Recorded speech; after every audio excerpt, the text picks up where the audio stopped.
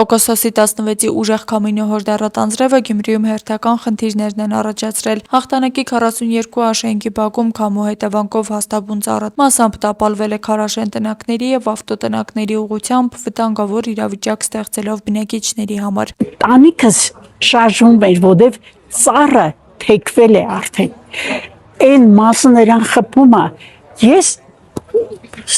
բախի մեջ էի, իրոք բախի մեջ էի արդեն։ Ծերացած այս ծառը բնակիչների խոսքով վտանգավոր էր դեռ վաղուց, նրանք պարբերաբար բարձրաձայնել են այն հեռացնելու անհրաժեշտության մասին, սակայն իրենց պնդմամբ խնդիրը մինչ օրս լուծում չի ստացել։ Ինչ որ մի հատ ուժեղ քամի էր լինում, ինչ որ մի հատ բան էր, այդ ծառը մանավանդ որ դուք նկատում եք արդեն իմ տան վրայով է նա գալիս, արդեն այդ անակացությունը, այդ պահը ինձ մեջ նաև վախի զգացողություն էր առաջանում, որ կարող է ինչ որ մի բան լինի։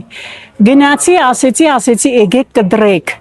Չեմ ուզում, ինձ պետք չէ, որ ծառը մտածում եք ես վերցնեմ, փայտ չէ։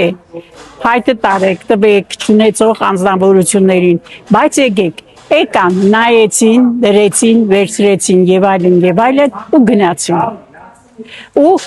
ոչ մի բան այլևս չեղավ։ Տապալված ծառը տարածքից անվտանգ հեռացնելու ուղղությամբ աշխատանքներ են իրականացրել փրկարարները, սակայն բնակիչների մտահոգությունը դրանով չի ավարտվում։ Բակում դեռևս մնացել է ծառի մի հատված, որը նույնպես նրանց գնահատմամբ վտանգավոր է եւ կարող է նոր քամու դեպքում տապալվել։ Պետք է կտրվի, սա էլ պետք է կտրվի։ Ես արդեն այդ վտանգն եմ զգում, որ կարող է այս մասն էլ հանգարց այդպես նորից կոտրվի ու ընկնի արդեն դրի տան վրա ու վсё տունը հետը